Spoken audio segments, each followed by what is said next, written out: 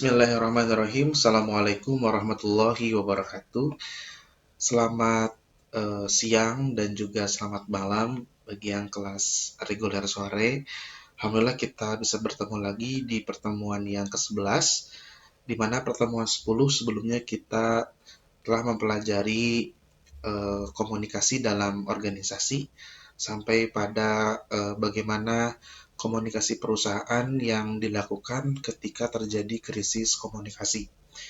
Nah, materi pertemuan 11 ini sampai ke 12 dan bahkan sampai ke 13, artinya dua pertemuan berikutnya kita akan membahas tentang presentasi. Dalam dunia bisnis, kegiatan presentasi atas berbagai peristiwa penting seperti pengajuan usulan proyek-proyek baru, kemudian pengembangan produk baru, kemudian juga ada perluasan pasar dan sebagainya, itu bukanlah hal yang baru. Presentasi bisnis yang baik tentu akan memberikan dampak yang baik pula bagi lembaga atau institusi yang melakukan presentasi tersebut. Oleh karena itu, dalam melakukan presentasi bisnis, perusahaan harus mempersiapkan secara baik sehingga tujuan presentasi bisnis yang efektif dan efisien dapat tercapai. Nah, dalam pertemuan 11 ini akan kita bahas tentang bagaimana hal-hal yang berkaitan dengan presentasi bisnis yang baik. Kemudian kita akan mulai dari tujuan melakukan presentasi bisnis, tahap persiapan, kemudian penentuan alat bantu dan presentasi bisnis, menganalisis audiens, menganalisis isyarat-isyarat nonverbal, peninjauan lokasi, dan bagaimana mengembangkan percaya diri serta berlatih presentasi bisnis. Dalam pertemuan ini juga akan dibahas tentang pendekatan-pendekatan yang dapat digunakan untuk melakukan presentasi bisnis yang efektif. Baik, materi yang pertama yaitu tujuan presentasi bisnis.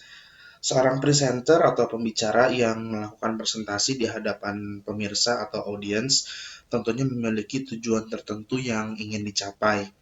Untuk mencapai tujuan tersebut, seorang presenter perlu mempersiapkan diri dengan sebaik-baiknya, baik yang berkaitan dengan persiapan mental, pemahaman materi yang ingin disampaikan, alat bantu yang akan digunakan, dan juga pemahaman yang baik terhadap audiens tersebut. Secara umum, presentasi bisnis memiliki 4 tujuan pokok. Yang pertama adalah menginformasikan pesan-pesan bisnis kepada audiens.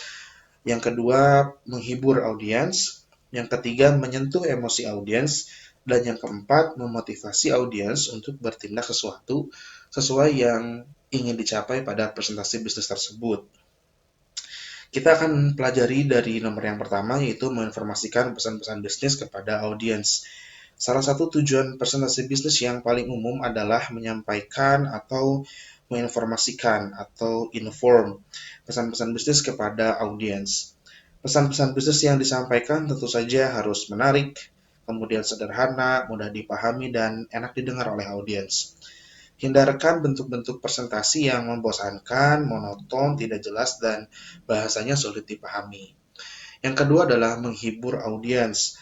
Selain memberikan informasi, presentasi bisnis juga mempunyai tujuan untuk menghibur atau entertain to audience. Artinya, untuk mencapai tujuan presentasi bisnis, seorang pembicara itu perlu menyelipkan humor-humor segar yang mampu menghidupkan suasana. Namun demikian, suasana dalam presentasi bisnis juga perlu dikendalikan. Jangan sampai lepas kendali sehingga suasana seperti lelucon yang terlalu berlebihan. Seorang pembicara yang berpengalaman akan tahu kapan ia harus mengubah ritme presentasi dan kapan harus memasukkan humor-humor penyegar suasana tersebut. Yang perlu diingat adalah bahwa humor yang diselipkan itu dalam suatu presentasi bisnis itu hanyalah sebagian selingan dan bukan yang utama. Yang ketiga adalah menyentuh emosi audiens. Selain memberi informasi dan menghibur, presentasi bisnis juga memiliki tujuan untuk dapat menyentuh emosi atau emotion audience. Seorang pembicara yang berpengalaman tentunya tahu bagaimana menyampaikan pesan-pesan bisnis yang mampu menyentuh emosi audiens. Dengan gaya bicara dan intonasi suara yang menarik, seorang pembicara mampu menggugah emosi audiens. Sebagai contoh, seorang pembicara bisa saja menggugah emosi audiensnya untuk lebih bersemangat, terharu, atau hanyut dalam keprihatinan melalui ekspresi yang dimunculkan oleh si pembicara tersebut. Tujuan terakhir presentasi bisnis adalah memberikan motivasi atau motivation kepada audiens untuk melakukan atau bertindak sesuatu sesuai yang dikehendaki oleh pembicara. Dalam memotivasi audiens, seorang pembicara perlu menyatakan secara eksplisit dan bukan menggunakan bahasa basa-basi atau isyarat. Dalam arti bahwa apa yang diinginkan pembicara harus secara tegas dan jelas ada dalam presentasi. Sebagai contoh, pembicara menghimbau para karyawan untuk mempertegas komitmennya meningkatkan disiplin kerja, meningkatkan daya saing perusahaan melalui peningkatan kualitas produk dan sejenisnya. Pendek kata, bagaimana seorang pembicara mampu memunculkan reaksi para audiens tersebut. Berikutnya adalah persiapan presentasi. Ada 3 jenis teknik persiapan presentasi. Yang pertama adalah teknik persiapan standar. Yang harus disiapkan adalah teks standar presentasi. Tujuannya adalah sehingga ketika pada saat kita presentasi, kita akan menjelaskan sesuai dengan yang sudah kita rencanakan sebelumnya. Kemudian yang kedua ada teknik persiapan terencana. Nah, pada teknik yang kedua ini, sebagai pembicara perlu menyesuaikan dengan latar belakang, sikap, dan kebiasaan audiens. Dalam hal ini juga kita harus mempersiapkan atau menganalisis audiens. Agar tujuan presentasi bisnis dapat dicapai dengan baik, seorang pembicara perlu mengenal siapa sebenarnya yang menjadi audiensnya.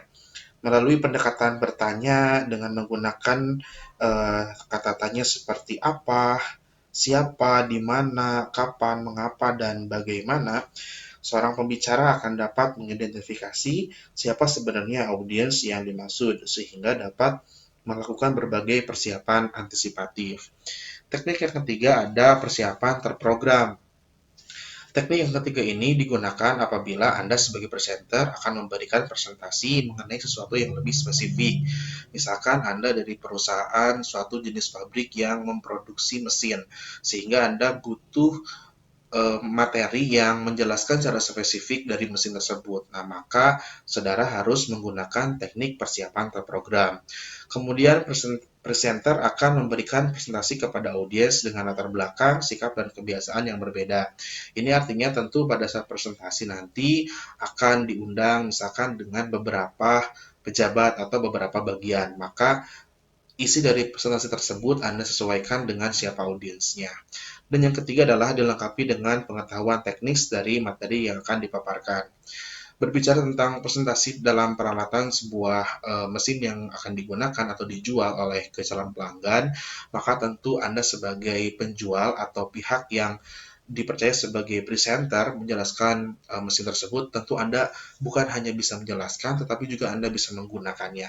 Nah, dalam hal ini, maka Anda perlu melengkapi diri Anda dengan pengetahuan teknis dari materi yang akan dipaparkan tersebut. Baik, untuk tambahan persiapan presentasi dalam buku Joko Purwanto dijelaskan tentang menganalisis berbagai lingkungan lokasi atau tempat untuk presentasi. Agar presentasi bisnis yang dilakukan tersebut dapat mencapai tujuan, seorang pembicara perlu mengenal lebih dekat lingkungan lokasi atau tempat di mana ia akan melakukan presentasi bisnis. Pemahaman terhadap lingkungan atau suasana lokasi untuk presentasi bisnis tersebut akan memberikan kemudahan kepada seorang pembicara dalam mengatur alat bantu presentasi yang sesuai dengan suasana lokasi tersebut. Misalnya, apakah lokasi yang digunakan untuk presentasi memiliki ruang yang cukup luas, bagaimana tata letak ruangannya, bagaimana bentuk mejanya, dan bagaimana tempat duduk untuk para audiens, dan lain-lain. Baik, saudara, setelah kita mengetahui persiapan presentasi, berikutnya adalah persiapan pertemuan.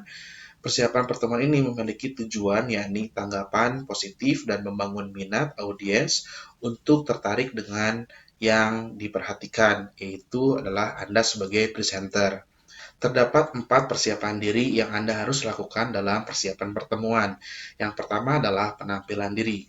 Artinya, Anda harus menyiapkan diri Anda menggunakan baju yang sesuai dengan lingkungan di mana Anda akan melakukan presentasi, dan tentunya disesuaikan dengan para audiensnya. Yang kedua adalah sikap atau kepribadian audiens. Anda juga perlu mengetahui beberapa nama dari audiens atau bahkan seluruhnya. Tidak harus mengenal seluruhnya, tapi setidaknya Anda bisa tahu siapa saja yang menjadi audiens presentasi Anda. Kemudian latar belakang pendidikan, kemudian juga ada pekerjaan, ada suku bangsa, keanggotaan organisasi sosial. Ini bertujuan sekali lagi untuk Anda mendapatkan minat audiens karena Anda berhasil melakukan presentasi yang sesuai dengan latar belakang para audiens Anda. Yang ketiga adalah kelengkapan pengetahuan materi yang akan disampaikan. Dan yang terakhir adalah pemilihan waktu presentasi.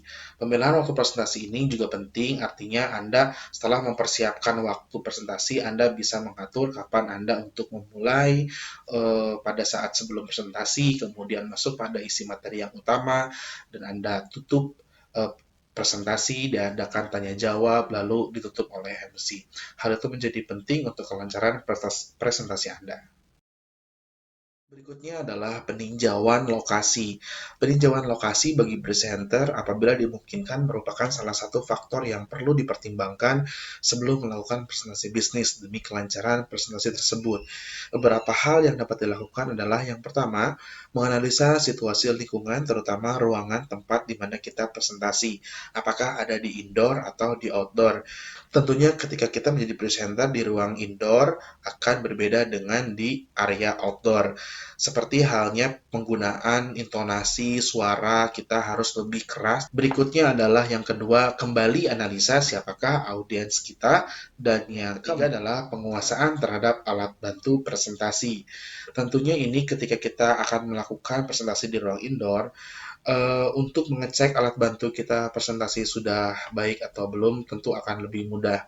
Tapi untuk yang outdoor ini tentu akan memberikan effort yang membutuhkan effort yang lebih banyak kepada kita sebagai presenter. Oleh karena itu, kita memastikan kepada panitia atau asisten kita untuk presentasi ini berjalan dengan baik dengan alat bantu yang bisa digunakan dengan baik pula.